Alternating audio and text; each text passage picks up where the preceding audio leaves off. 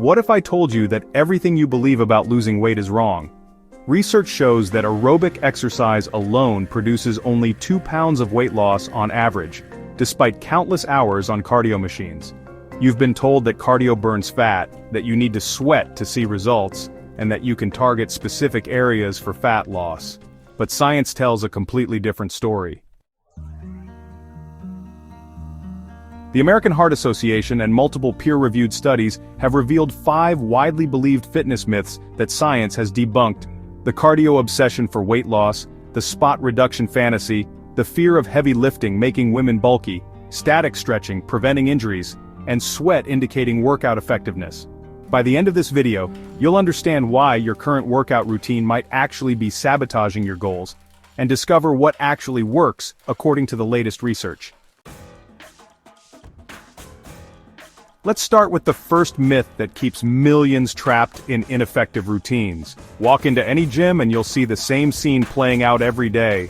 Rows of people grinding away on treadmills, ellipticals, and stationary bikes for an hour or more, convinced they're melting fat with every step.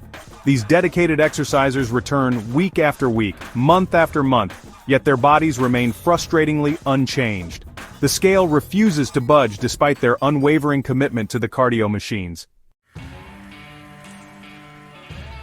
This scenario exists because we've been sold the ultimate fitness lie, that cardio is the magic bullet for weight loss. The fitness industry has convinced millions that stepping onto a treadmill automatically equals fat burning. Magazine covers promise dramatic transformations through cardio routines. Personal trainers prescribe endless sessions on machines. The message is clear and consistent across every fitness platform. Here's the harsh reality that will shatter this belief. According to the Mayo Clinic, walking at 3.5 miles per hour burns about 314 calories per hour for a 200-pound person, while running at 5 miles per hour burns approximately 600 calories per hour. This might sound substantial until you understand what those numbers actually mean for weight loss. Weight loss depends entirely on creating a calorie deficit, where you consume fewer calories than your body burns throughout the entire day. Your body burns calories through 4 main processes: basic metabolic functions, physical activity, digesting food, and maintaining body temperature. Exercise represents just one piece of this equation, and often a smaller piece than people realize. Those calories you burn during your workout disappear faster than you can towel off your sweat. A single Starbucks Frappuccino contains 470 calories. A small bag of chips delivers 300 calories. Your post-workout reward or the extra serving at dinner easily erases your entire exercise session. Most people unconsciously eat more after exercising, either as a reward or because exercise increases appetite. The JAMA Network published research that examined aerobic exercise as a standalone weight loss strategy. The study found that participants lost only 2.5 pounds over 12 weeks with exercise alone, despite consistent exercise sessions that totaled hours each week. This minimal result demonstrates that exercise alone produces disappointing weight loss outcomes for the vast majority of people. Your body compounds this problem through metabolic adaptation. The same workout that burned 400 calories in week 1 may burn only 300 calories by week 6, as your body becomes more efficient at performing those movements. Your muscles learn to use less energy for the same activities, and your metabolism adjusts downward to conserve energy. This adaptation explains why people hit weight loss plateaus despite maintaining their exercise habits. Their bodies have become metabolically efficient machines that burn fewer calories during the same workouts. Increasing intensity or duration provides temporary relief, but the adaptation process continues relentlessly. The real question isn't how many calories cardio burns, but whether the amount most people are doing creates meaningful change when your body fights back through adaptation and increased appetite. The minimum effective dose. What science says about cardio requirements. So what exactly should you be doing instead? The concept of minimum effective dose comes from medicine, where doctors prescribe the smallest amount of a drug needed to achieve the desired therapeutic effect. Exercise follows the same principle. The American Heart Association recommends just 150 minutes of moderate-intensity aerobic activity per week for basic health benefits. That breaks down to roughly 21 minutes daily. Compare this to the typical 60-minute gym sessions most people perform, and you'll see the massive disconnect between scientific recommendations and actual practice. Your assumptions about cardio requirements are probably wrong. For vigorous activity, the requirement drops to only 75 minutes weekly. These numbers sound almost too small compared to what most fitness enthusiasts actually do, yet research shows that 150 minutes of moderate exercise per week halves cardiovascular risk, while 300 minutes boosts weight loss benefits according to the Aerobic Exercise and Weight Loss Meta-Analysis. The misinterpretation runs deeper than simple math errors. People confuse general health recommendations with specific weight loss requirements, treating them as interchangeable goals. The American Heart Association designed their 150-minute guideline to reduce cardiovascular disease risk, improve mental health, and enhance overall well-being. These benefits materialize at relatively modest exercise volumes. Weight loss demands a completely different calculation. Research analyzing 116 randomized clinical trials involving 6,880 adults with overweight or obesity revealed that meaningful weight loss through cardio alone requires substantially more effort. The meta-analysis showed that 150 minutes per week produced an average weight loss of 2.79 kilograms over the study periods. Participants needed to reach 300 minutes weekly to achieve 4.19 kilograms of weight loss. These findings expose the enormous gap between health benefits and weight loss benefits from cardio exercise. Body fat percentage showed the greatest improvement at 150 minutes per week, suggesting that modest cardio volumes optimize body composition changes. However, the degree of weight loss remained clinically modest even at higher volumes. Consider the practical implications of relying solely on cardio for weight management. Achieving 300 minutes weekly means exercising for 5 hours every week, assuming you never miss a session due to illness, travel, work demands, or life complications. This schedule requires the dedication and time availability of a semi-professional athlete, not a working parent or busy professional. Could you swap that 90-minute treadmill session for 3 brisk 20-minute runs? The research creates an uncomfortable reality for cardio enthusiasts. Moderate amounts improve health markers effectively, but substantial amounts produce only modest weight loss results. This creates a time versus benefit equation that doesn't favor cardio as a primary weight loss strategy. The linear relationship between exercise duration and weight loss continues up to 300 minutes weekly, but the slope remains disappointingly shallow. Each additional hour of weekly cardio produces incrementally smaller returns while demanding increasingly larger time commitments from already busy schedules. The latest research reveals that meaningful weight loss through cardio alone requires an impractical time investment that most people cannot sustain long-term. But there's a completely different approach that creates the same calorie deficit in a fraction of the time. The diet advantage, creating deficits in minutes, not hours. Creating a 500-calorie deficit reveals the stark difference between diet and exercise approaches to weight loss. This comparison exposes why millions of people struggle with exercise-focused strategies while others achieve rapid results through dietary changes. Burning 500 calories through cardio requires substantial time investments that most people underestimate. A 200-pound person needs to walk for approximately 78 minutes at 3.5 miles per hour to burn 391 calories. Running at 6 miles per hour for 45 minutes burns roughly 500 calories for the same individual. These activities require dedicated time blocks, gym access, appropriate clothing, and physical recovery periods. The same 500-calorie deficit materializes instantly through simple dietary modifications that take seconds to implement. Skipping your regular 20-ounce soda eliminates 240 calories immediately. Replacing your 16-ounce iced latte with black coffee removes nearly 200 additional calories. These two changes alone create a 440-calorie deficit without stepping foot in a gym or changing clothes.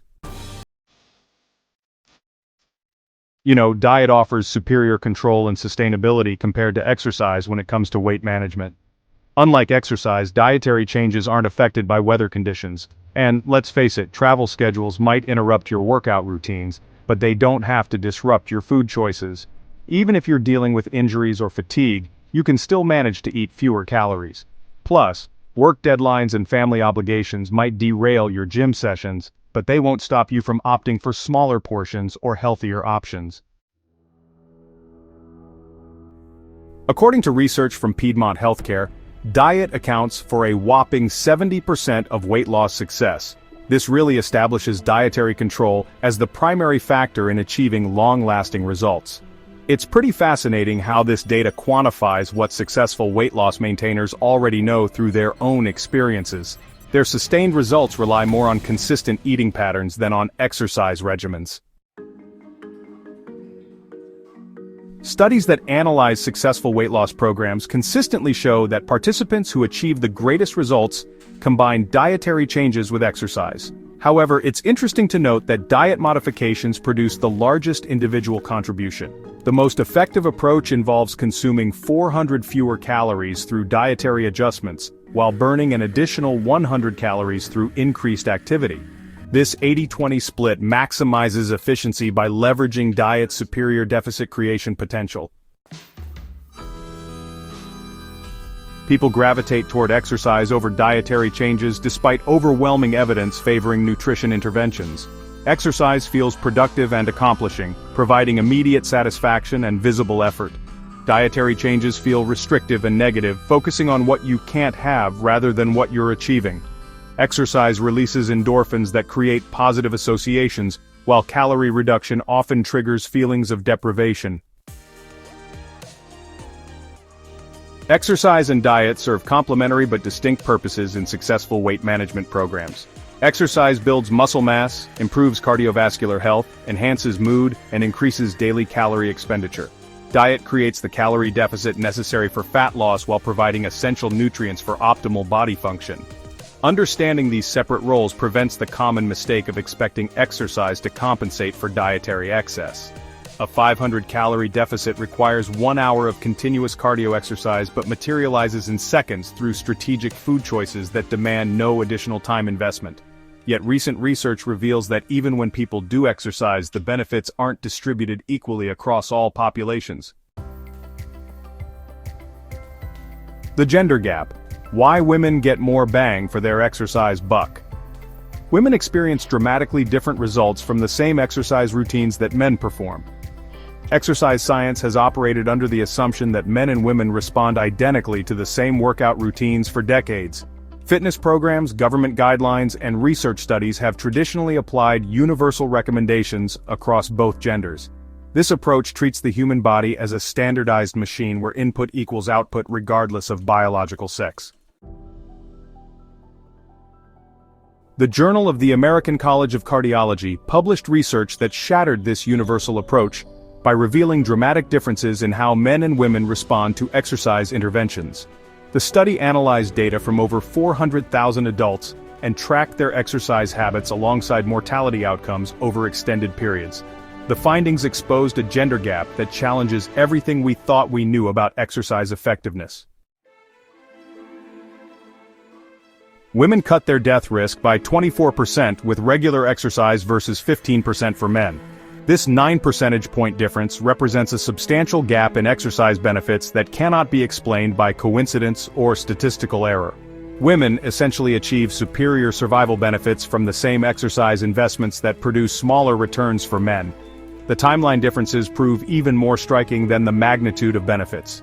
Women reach maximum survival benefits at approximately 140 minutes of moderate to vigorous physical activity per week. Men require roughly 300 minutes weekly to achieve similar health improvements. Women need less than half the exercise volume to maximize their longevity benefits. Strength training revealed similar gender-based differences in the research outcomes. Women who engaged in strength training at least twice weekly demonstrated a 19% lower mortality risk compared to women who avoided resistance exercises. Men following identical strength training protocols experienced an 11% reduction in mortality risk. Again, women achieved superior benefits from the same exercise stimulus that produced modest improvements for men. Hormonal differences likely influence these results, meaning women may need less exercise to unlock the same benefits. These hormonal variations may affect how efficiently each gender converts exercise stimuli into health benefits throughout the body. These research findings demand a complete revision of how fitness professionals approach exercise recommendations for different genders. Women may be over-exercising based on guidelines designed around male physiology. Men might need more substantial exercise volumes than current recommendations suggest. The one-size-fits-all approach to fitness programming ignores fundamental biological differences that significantly impact exercise effectiveness. Ladies, you may be over-exercising. Consider this when planning your workouts. The research reveals that women achieve superior mortality benefits with substantially less exercise volume than men require for similar results. Understanding these gender differences represents just one piece of creating an optimal fitness strategy. The real breakthrough comes from combining these insights with approaches that work regardless of your biological sex. The complete solution: why balance beats cardio-only approaches. The most effective weight loss strategy combines three elements that most fitness enthusiasts completely ignore or deliberately avoid. While gym culture promotes specialization in single exercise types, research demonstrates that balanced approaches produce superior results compared to cardio-only programs that dominate fitness routines worldwide. The Iowa State University trial compared participants who performed half cardio and half strength training against those who focused exclusively on aerobic exercise. Both groups achieved equal cardiovascular benefits, but the combination group experienced superior body composition changes and metabolic improvements. This finding directly challenges the cardiocentric mindset that has dominated fitness culture for decades. Strength training enhances weight loss beyond what cardio alone can accomplish through mechanisms that most people misunderstand or dismiss entirely. Resistance exercises create microscopic damage in muscle fibers that requires substantial energy to repair and rebuild. This repair process continues for 24 to 48 hours after your workout ends, elevating your metabolic rate during periods when you're sitting at your desk or sleeping in your bed. Each pound of muscle burns 6 calories a day at rest. 5 extra pounds means 30 more calories daily. Over time, that adds up. Building muscle tissue provides continuous calorie burning that works around the clock, unlike cardio exercise that stops burning calories when your workout ends. A 2023 systematic review found that individuals with obesity experience the most significant weight loss when combining strength training and endurance exercise for at least 175 minutes weekly, alongside a tailored diet. This combination approach created synergistic effects where the total benefits exceeded the sum of individual components. Participants achieved greater fat loss, better muscle retention, and improved metabolic health compared to single-modality exercise programs. Practical implementation requires strategic scheduling that maximizes efficiency while minimizing time investment. Perform strength training sessions on Monday, Wednesday, and Friday for 30 to 40 minutes each. Complete cardio activities on Tuesday and Thursday for 25 to 30 minutes per session. This schedule provides adequate recovery time between strength sessions while maintaining consistent cardiovascular stimulus throughout the week. Common concerns about strength training among weight loss-focused individuals center around fears of becoming bulky or slowing down fat loss progress. These worries stem from misconceptions about how muscle development actually occurs. Building substantial muscle mass requires specific training protocols, precise nutrition timing, and often genetic predispositions that most people don't possess. Regular strength training for weight loss purposes creates lean, defined muscles that improve body composition without adding bulk. This comprehensive approach proves more sustainable than cardio-only programs because it addresses multiple physiological systems simultaneously. Strength training maintains muscle mass during calorie restriction, preventing the metabolic slowdown that sabotages long-term weight maintenance. Cardio improves cardiovascular efficiency and provides additional calorie expenditure. Dietary control creates the calorie deficit necessary for fat loss while supporting exercise recovery and muscle development. Try adding 2 30-minute strength sessions per week alongside your regular cardio and see how your results improve. Once you understand how these elements work together, You can finally stop wasting time on approaches that science has already proven ineffective. The science reveals a clear hierarchy for effective weight loss. Diet creates the deficit that drives fat loss, contributing 70% of your results. Balanced exercise supports the process through metabolic benefits and muscle preservation. Cardio in moderation provides cardiovascular health, while strength training maintains muscle mass during weight loss. Take a moment to see how much time you spend on cardio machines, and consider swapping one session this week for a quick strength workout. This framework works regardless of gender, fitness level, or time constraints because it addresses the fundamental mechanisms that actually drive body composition changes. Which myth will you tackle first? If you found this video helpful, please like, subscribe, and share to someone you love. Thank you very much for watching.